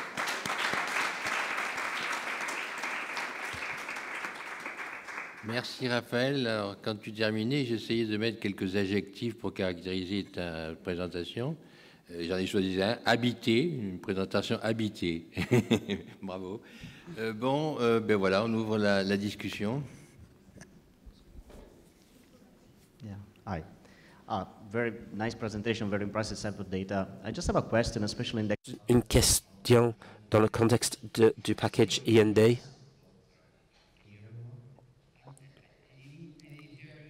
Je n'ai pas entendu votre question. J'allais vous demander, dans le contexte du package IND, qu'est-ce que vous parlez de la homogénéité? Est-ce qu'il y a des réponses anticorps? Est-ce que vous allez faire une analyse des cellules peptides dans le cerveau pour montrer l'immunogénotoxicité?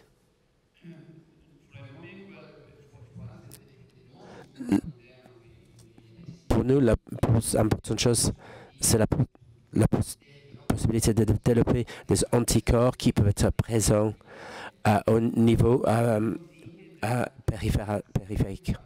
Nous ne pensons pas que la réponse centrale,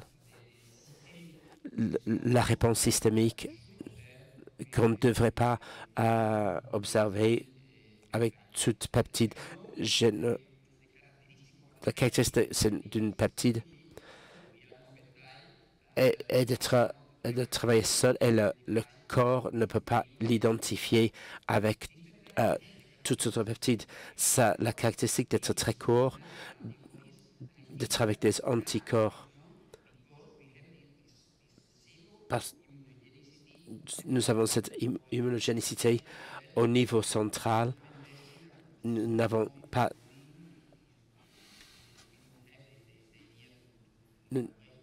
pas eu l'idée pour le moment de l'évaluer au niveau central.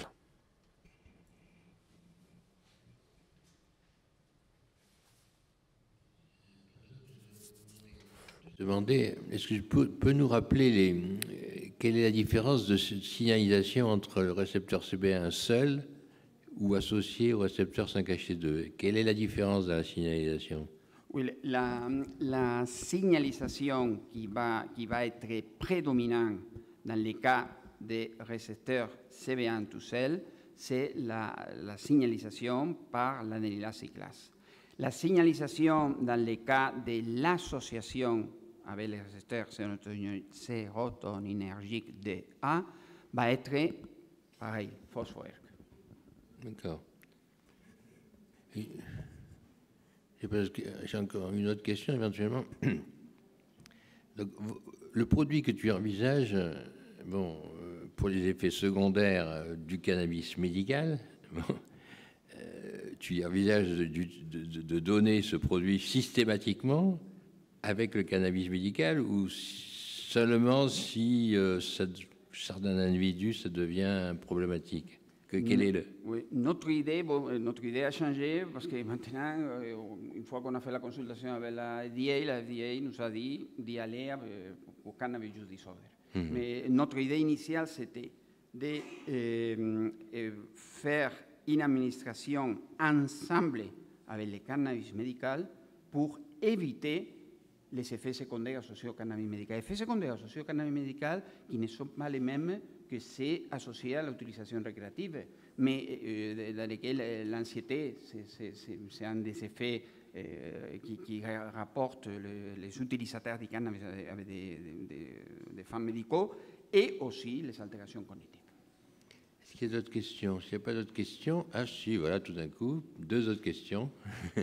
Oui, là, il y en a une.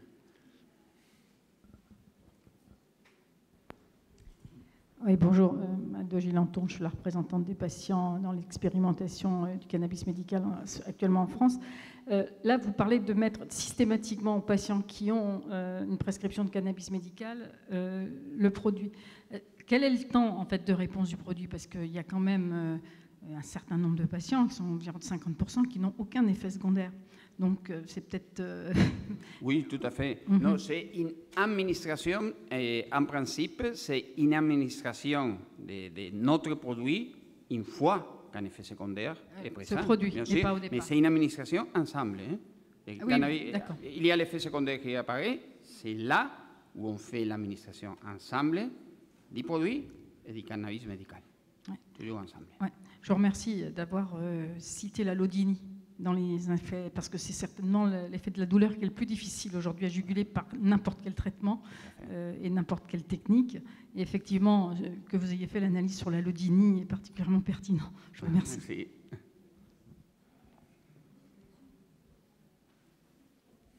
Ok, merci professeur. Docteur Achomoni. Je suis enseignant-chercheur. Est-ce que on peut légaliser tranquillement la consommation du cannabis? Non, pas du tout. Pas du tout. Ça n'a rien à voir. L'effet de minimiser un effet secondaire, ça n'a rien à voir avec l'effet de légaliser ou pas un produit. Si vous regardez, il y a des effets qu'on observe. Le premier effet, c'est diminuer les effets secondaires associés, mais la deuxième réponse, c'est diminuer la consommation et le développement d'une addiction à cannabis. Donc, notre idée initiale, que c'était celle qu'on a discutée, donner ensemble avec le cannabis médical, ça sera pour le futur, parce que pour l'instant, ce qu'on va étudier, c'est la possibilité d'utiliser les produits pour cannabis use disorder. Et bien sûr, pour réduire juste les effets alors. Pardon? Pour réduire les effets, juste les effets du cannabis normal? Oui, on va commencer en regardant si notre produit peut diminuer la consommation de cannabis pour une personne qui consomme cannabis. Et donc, si notre produit va diminuer, imaginons qu'on arrive à un résultat positif. Si jamais on arrive à un résultat positif, ça pourrait être le chemin pour passer au deuxième point, que on voulait être le premier, que c'est administré ensemble avec le cannabis médical. Mais je crois jamais pour l'effet de diminuer les effets, dans ce cas-là, les effets renforçants ou les effets de perte de contrôle du cannabis et les effets secondaires, on va pas, disons, donner des arguments pour légaliser ou pas. On n'a rien à voir l'usage récréatif du cannabis. En fait, je pose la question parce que de plus en plus, certains États vont vers la dépénalisation du cannabis. Alors que plus on dépénalise, plus les individus consomment. Donc, si on réduit les effets, ça veut dire aussi que les gens peuvent consommer. Non, mais voilà. Les effets secondaires. Oui, mais les effets secondaires. Bon, une dernière question. Les effets secondaires du cannabis sont beaucoup plus que l'effet cognitif et l'anxiété. Donc, je pense que ça ne va pas être utilisé comme argument pour légaliser ou pas, un produit. Merci pour votre présentation. J'ai juste une question. Le système endocannabinoïde est très personnel par rapport à un patient donné et peut différer totalement en fonction des patients. On sait que le système endocannabinoïde aujourd'hui chapeaute d'autres systèmes. Vous avez parlé du système de la sérotonine, mais il chapeaute d'autres systèmes, la dégradation des sucres, des graisses, du système de la dopamine. Donc effectivement, là vous visez uniquement le système de la sérotonine, les récepteurs au niveau du système de la sérotonine, d'après ce que j'ai compris. Qu'en est-il des autres relations avec les autres systèmes que le système endogène? Et juste une remarque, c'est vrai que les effets secondaires peuvent être des indications ultérieures. Par exemple, on a vu que pour les patients qui prennent du cannabis thérapeutique, qu'effectivement, il y a pour certains, et effectivement ça change énormément d'un patient à l'autre, des effets de somnolence. Les effets de somnolence et l'amélioration finalement de la qualité de sommeil peut être une indication ultérieure, alors qu'à l'origine c'était un effet secondaire. Donc c'est un peu complexe. Donc c'est vrai que votre exposé parle des effets secondaires comme si c'était monolithique, alors qu'en réalité c'est très divers en fonction d'un patient à l'autre. Et la réponse est très différente.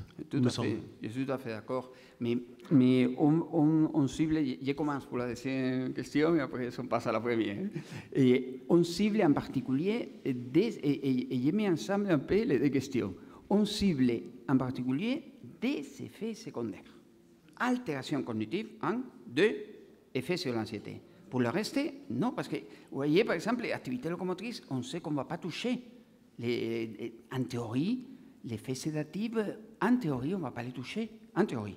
Donc, c'est pas, jamais je vais dire, ça va éliminer les effets secondaires, pas du tout. Ça va toucher deux effets secondaires en particulier.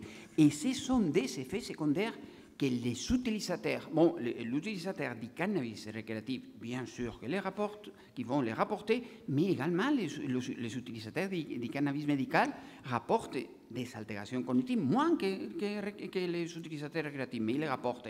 Et les high, ils parlent, non, j'ai une anxiété parce que j'ai senti un high, ça les rapporte les consommateurs du cannabis médicinal, c'est ça qu'on cible aussi.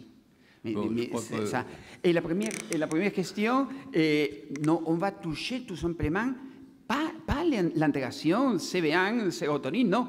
On va toucher tout simplement, beaucoup moins que ça, on va toucher tout simplement la formation d'un hétérodimère. Tout le reste, on ne touche pas. Bon, merci beaucoup, Raphaël. Donc, on va passer à la dernière communication de Dr Cyril Douza de New Haven, qui va nous parler justement des systèmes endocannabinoïdes et leur ciblage pour diminuer l'addiction au cannabis. Thank you for the organizers. Merci aux organisateurs de m'avoir invité à ce bel atelier. Je vais vous parler de ce que j'ai appelé blunting, le trouble d'usage du cannabis. Je parle pas bien en français, mais j'explique. Il y a un jeu de mots ici. Blunting, c'est atténuer le cannabis, mais en même temps, un blunt, c'est une cigarette au cannabis.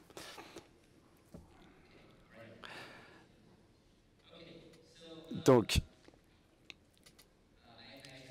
je devrais commencer en reconnaissant toutes les personnes ou tous les organismes qui ont apporté leur soutien dans les organismes, les industries, la fondation, etc.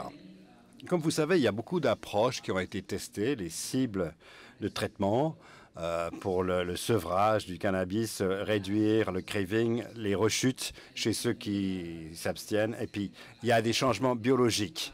Je pense que toutes les classes de médications psychotropiques ont été testées pour les troubles d'usage du cannabis, mais il n'y a pas de traitement approuvé. Vous avez entendu des présentations très intéressantes par le professeur Maldonado et vous avez entendu parler du 117. Ce sont des voies prometteuses. Alors, pour le système endocannabinoïde, vous savez qu'il y a 2 récepteurs et deux ligands endogènes, ariandamide, après le mot sanskrit qui veut dire le bonheur, anand, et le 2-AG. Et lorsque vous pensez à ce qui se passe au système cannabinoïde du point de vue neurobiologique, vous voyez ici, si c'est un PET in vivo, l'usage quotidien de cannabis est associé à une diminution de 15% de réceptivité de CB1. On l'a montré souvent chez les animaux, mais ici, ça a été montré chez l'homme.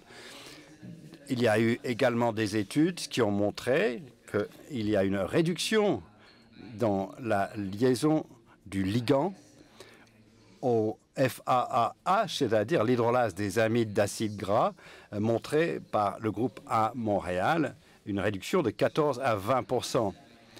Donc, qu'est-ce que c'est que les hydrolases des amines d'acides gras, les F2AH? On pense qu'avec l'exposition chronique au cannabis, il y a une disponibilité réduite de CB1, de réceptivité à CB1R et des niveaux de réduction de niveau d'anandamide. On sait que l'anandamide est dégradé par l'hydrolase des amines d'acides gras et beaucoup de laboratoires ont développé des inhibiteurs de ces FAAH, de cette hydrolase des amines d'acides gras.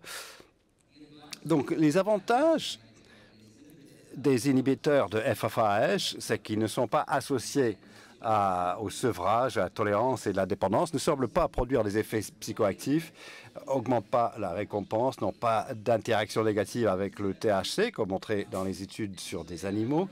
Donc, il y a beaucoup d'avantages à l'utilisation des inhibiteurs de FAAH dans le traitement du trouble d'usage de cannabis. Mais ceci m'amène à ce médicament PF 044 57 945 qui a été développé par Pfizer initialement pour le traitement de la douleur associée à l'ostéoarthrite. Ça a échoué dans ces essais, mais ils ont récolté beaucoup de données de sécurité qui m'ont permis d'étudier cela pour le traitement des troubles d'usage du cannabis. Cela bloque la plupart de nos FAAH dans des études PET in vivo. À droite, vous voyez, à 4 mg, le médicament bloque plus de 90% de la liaison du traceur PET. Donc, je vais vous présenter 2 études, les résultats de 2 études. Dans la première étude, l'hypothèse, c'était que cet inhibiteur allait atténuer le sevrage du cannabis et atténuer également l'usage du cannabis. Donc, la conception de l'étude, c'est qu'il y avait une ligne de base où on a collecté les informations sur l'usage du cannabis. Ensuite, une étude avec traitement pendant 4 semaines et ensuite un suivi de 8 semaines. La partie ligne de base, c'était en ambulatoire. Ensuite, ils ont été hospitalisés pendant 5 jours et ensuite, ils ont été libérés pendant les 23 jours qui restaient. Et ensuite, le suivi a été fait également en ambulatoire. Alors, pourquoi on les a hospitalisés? Vous ne savez pas, mais le sevrage du cannabis est très variable. Certaines personnes ont une expérience, un syndrome très robuste, d'autres pas du tout.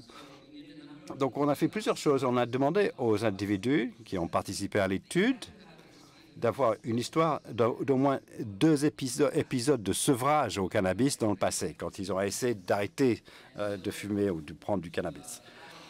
Et pour avoir une idée, pour savoir si ce médicament allait atténuer le sevrage, on les a amenés à l'hôpital et on a arrêté de façon très abrupte leur usage du cannabis. Et ensuite, on les a libérés et ils répondaient à la deuxième question de notre hypothèse pour savoir si ce médicament allait réduire les rechutes chez des gens qui étaient devenus abstinents après presque 1 semaine d'hospitalisation. Donc, notre échantillon, on l'avait donné pour l'instant à des hommes avec un diagnostic de DSM-4, de troubles d'usage du cannabis modéré à sévère. Il fallait avoir au moins 1 ou 2 épisodes de sevrage. Leur drogue d'usage principale devait être le cannabis, pas l'alcool, pas le tabac, et pas d'autres maladies mentales graves.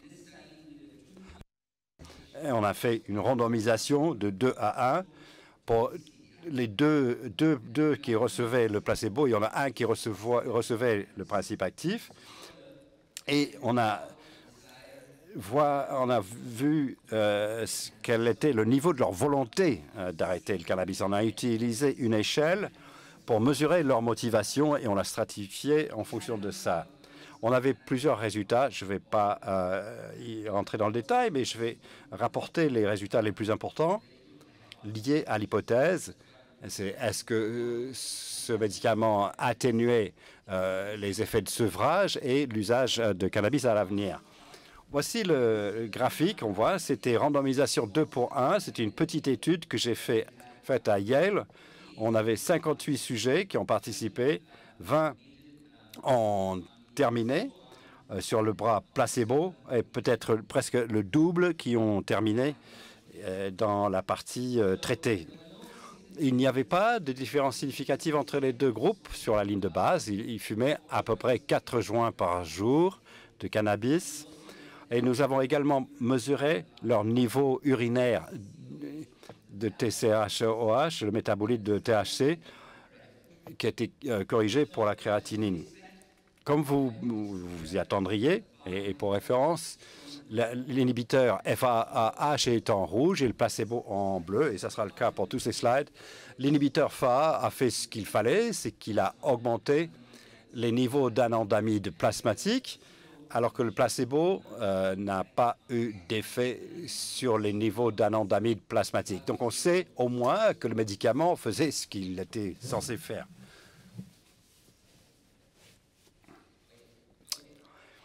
Et donc, rappelez-vous, la phase de sevrage, c'était pendant l'hospitalisation. Lorsqu'ils sont arrivés à l'hôpital, ici, on voit le début de l'abstinence. C'est là où ils n'avaient plus de cannabis disponible. Et ce que nous savons typiquement du syndrome de sevrage, c'est qu'en général, il y a un pic pendant les 2 premiers jours et ensuite, ça s'atténue au cours des semaines qui viennent. L'inhibiteur F2AH a atténué le sevrage en fonction du checklist de sevrage avec le principe actif en rouge et le placebo en bleu pendant la phase hospitalisée de l'étude. On a regardé d'autres états d'humeur qui sont associés au sevrage. Les gens deviennent irritables, anxieux, déprimés pendant la phase de sevrage. Et ici aussi, on a montré qu'il y avait une réduction statistiquement significative des symptômes comme la dépression, comme l'anxiété, l'irritabilité pendant la phase hospitalisés aigus, où on s'attendrait à ce que les gens soient au pic de leurs effets de sevrage. Pour vous orienter, ici, en abscisse, vous avez le temps, ligne de base. La zone grise, ce sont les 5 jours d'hospitalisation. Et ensuite, le reste du temps, ils ont été libérés en ambulatoire. Et vous voyez qu'ils sont venus, ils fumaient à peu près 4 joints par jour. Comme ils étaient hospitalisés, ça s'est réduit à 0. Et une fois qu'ils ont été libérés, beaucoup ont repris l'usage du cannabis. Et vous voyez ici que l'inhibiteur FA a eu un effet statistiquement significatif sur la consommation auto-rapportée de cannabis pendant les 4 semaines de traitement. Il faut noter que pour entrer dans l'étude, il fallait qu'ils aient utilisé au moins 1 joint par jour au préalable. Les gens qui ont reçu l'inhibiteur FA n'ont pas augmenté leur usage de cannabis plus de 1 joint par jour, mais le placebo a continué à augmenter son usage de cannabis. C'est difficile de se fier à l'auto-rapportage parce qu'évidemment, il y a beaucoup de problèmes. Donc, on a également regardé des mesures objectives d'usage de cannabis en mesurant les niveaux de THC, C2OH urinaires. Dans le groupe traité, cela a diminué après un plateau. Sur la condition du placebo, ça a continué à augmenter et les différences étaient statistiquement significatives. Ce que nous avons également fait, on n'a pas anticipé cela, c'est que nous avons collecté des polysomnographies. Comme vous le savez, une des raisons pour lesquelles, lorsque les gens essaient de se sevrer au cannabis, ils rechutent, c'est parce qu'ils ont du mal à dormir.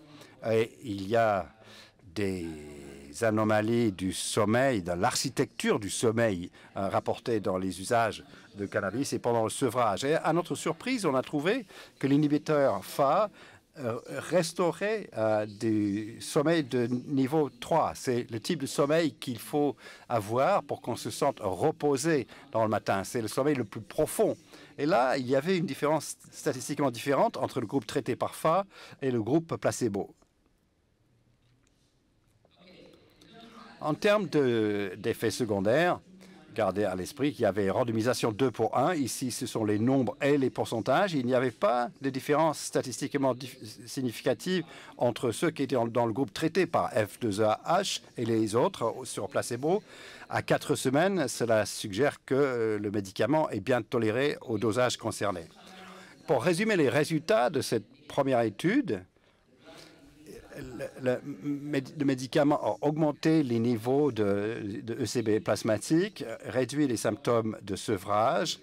Cela a réduit la consommation de cannabis auto-rapporté et également les taux urinaires du métabolite.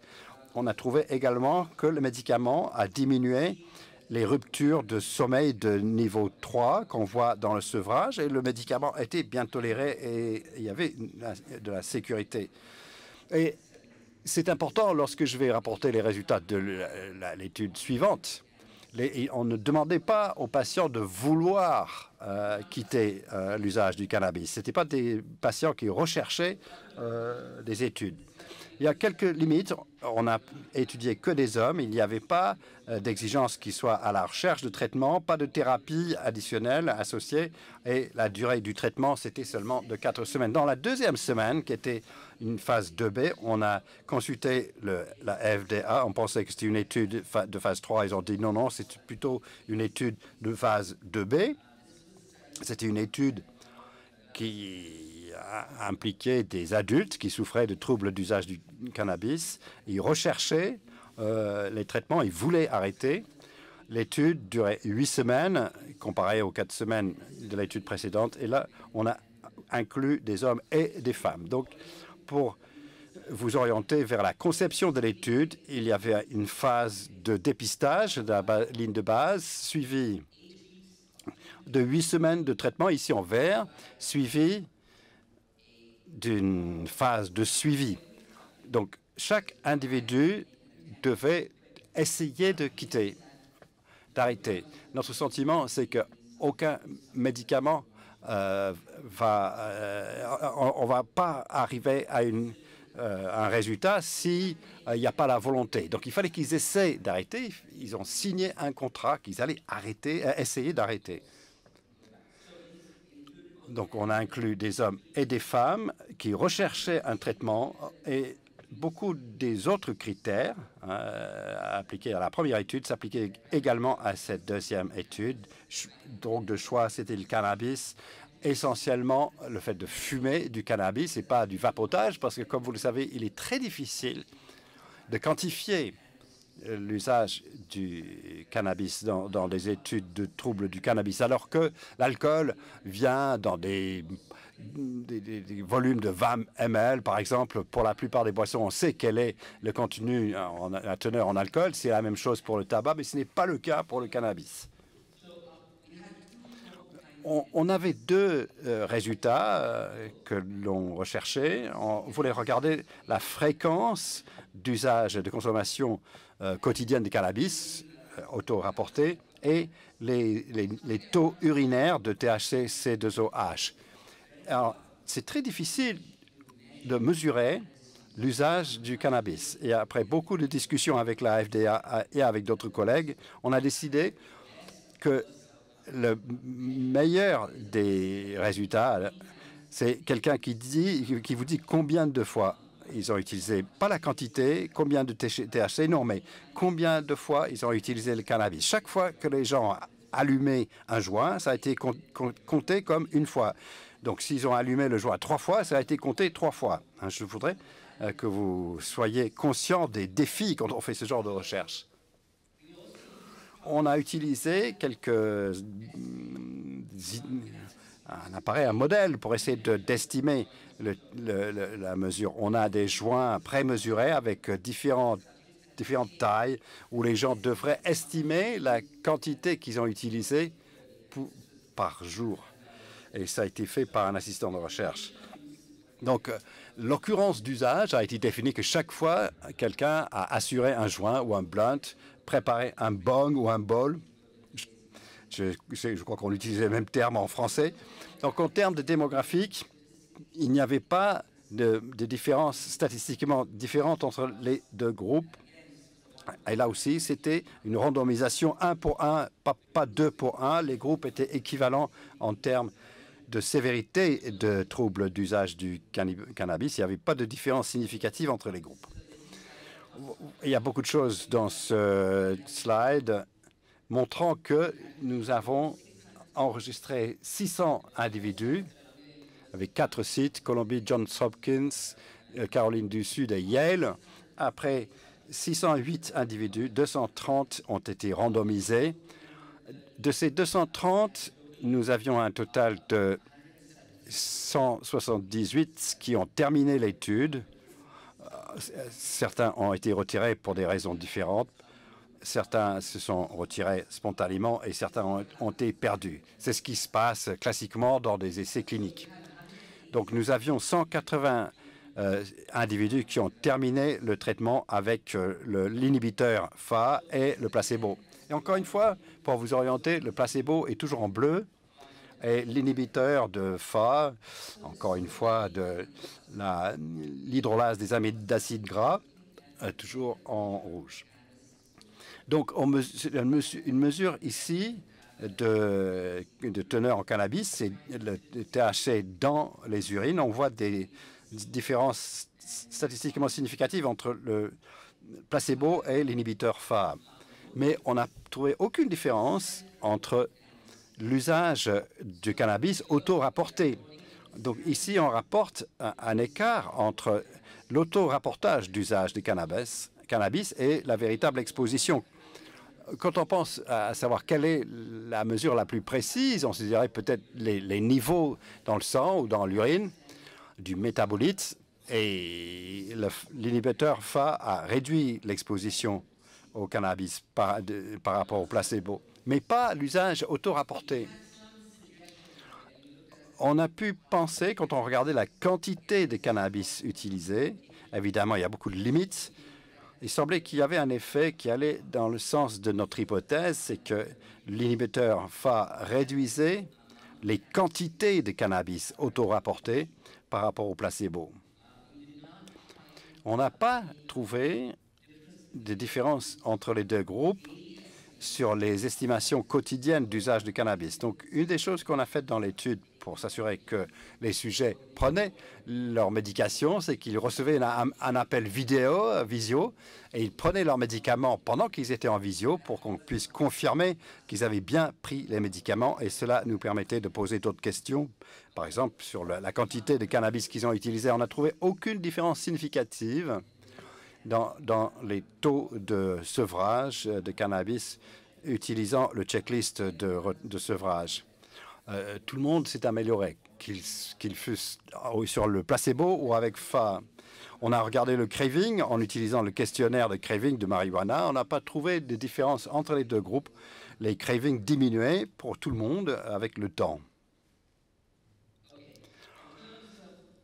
En termes maintenant d'effets secondaires, on n'a pas trouvé de différence statistiquement significante entre le FA1 inhibiteur et le placebo. Pour l'insomnie, les rêves étranges qui interviennent souvent lors d'un sevrage au cannabis. En termes de troubles psychiatriques, il n'y avait pas de différence significative en termes d'irritabilité, d'angoisse, d'anxiété augmentée ou de dépression entre l'inhibiteur FA et le placebo. Pas de différence statistiquement significative. Donc, je vais résumer les résultats de cette étude. Alors, le groupe FA, l'inhibiteur FA, avait des niveaux du métabolite qui étaient significativement inférieurs. Il n'y avait pas de différence dans l'usage du cannabis auto-rapporté. En termes de résultats secondaires, il semblait y avoir une réduction d'anxiété. Ça, je ne vous l'ai pas montré. Il était sûr et c'était bien toléré, mais on n'a pas trouvé de différence significative concernant les problèmes du marijuana, le crevage, le craving. Je ne vous ai pas montré les données, mais l'actigraphie pendant les 8 semaines de l'étude, dans nos études préliminaires, ne permettait pas de voir des différences dans les mesures d'insomnie. Ce n'est pas la même chose que les polysomnographes, mais on n'a pas trouvé de différence. Mais on va comparer les résultats de ces deux études. Dans la première étude, nous avons inclus des gens qui n'étaient pas en recherche de traitement. On les a obligés à s'abstenir et nous avions une évaluation nette pour mesurer le sevrage et pour mesurer les rechutes. Dans la deuxième étude, nous n'avons inclus que des gens qui voulaient abstenir et donc il y a peut-être plus de validité écologique. Cependant, dans notre première étude, on a pu montrer une réduction du sevrage et des mesures, des autorapportages d'usage de cannabis. On n'a pas pu démontrer une diminution d'usage du cannabis autorapporté dans cette deuxième étude. Je vais arrêter maintenant et je vais prendre des questions si nous avons le temps de le faire. Merci de votre attention.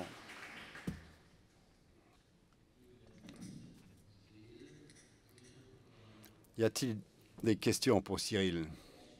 Je devrais dire qu'il est actuellement 4h20. Je ne sais pas quelle en est la signification. Quelle est la signification du fait qu'il est 4h20 pour ceux qui ne viennent pas des États-Unis? 4h20, c'est dans la journée. C'est le 20 avril à 4h20. Les gens sortent fumer du cannabis dans la rue aux États-Unis. Qu'est-ce qu'on sait sur l'inhibiteur FA, sur les effets subjectifs du cannabis ou du THC?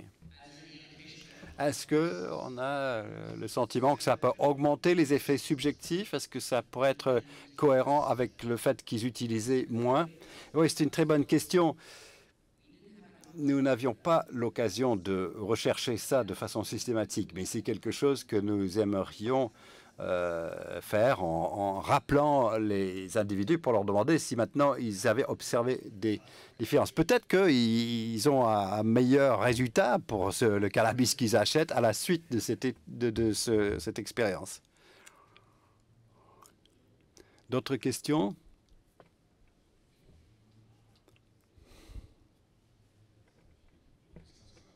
Jean-Pierre Delouette, psychiatre addictologue et organisateur du colloque. Je voulais simplement vous dire que je suis tout à fait époustouflé par la qualité des 3 présentations, des perspectives qu'elles ouvrent. De toute évidence, les sociétés modernes n'en ont pas fini avec le cannabis et l'extraordinaire capacité du génie humain et de la science à s'adapter aux nouveaux défis qui s'ouvrent, puisqu'on ne va pas vers une diminution de l'usage du cannabis de toute évidence, quelles que soient les situations réglementaires ici ou là, et les perspectives que vous nous offrez, les espoirs aussi, sont assez extraordinaires. J'aimerais qu'il y en ait autant du côté de l'alcool et de la nicotine, même s'il y en a, mais ce que les 3 présentations nous laissent espérer, entrevoir, est tout à fait fascinant. Et donc je vous remercie beaucoup pour vos travaux, d'avoir accepté notre invitation de venir présenter ça ici à THS. Et on vous attend avec impatience dans 2 ans pour nous dire où nous en sommes des essais, donc maintenant de l'utilisation humaine. Merci beaucoup. Je ne comprends pas. Ah non. Non. Thank you so much for all the work, the different approach, and he is really looking us in 2 years to have news about our different project and approach. And many thanks for being there here, and is an extraordinary opportunity and hopes for the future, because we are not at the moment in the societies of a decrease of cannabis use. So it's very important, and we really thank you very much for being here. Merci. Please tell the funding agencies. Il dit merci, il dit il faudrait le dire aux agences qui financent nos travaux. Une question sur les inhibiteurs. Est-ce que vous avez essayé d'utiliser cela pour d'autres indications? Oui, évidemment, c'est une bonne question. Les 2 études se concentraient sur l'usage du cannabis seulement. Comme vous le savez, les gens qui utilisent le cannabis utilisent aussi de la nicotine, de l'alcool. Dans nos études, on a permis aux gens d'utiliser d'autres substances tant que cela n'était pas un usage problématique. Donc nous avons les données. On va revenir voir s'il y avait un impact sur l'usage de nicotine et d'alcool. Merci pour cette question.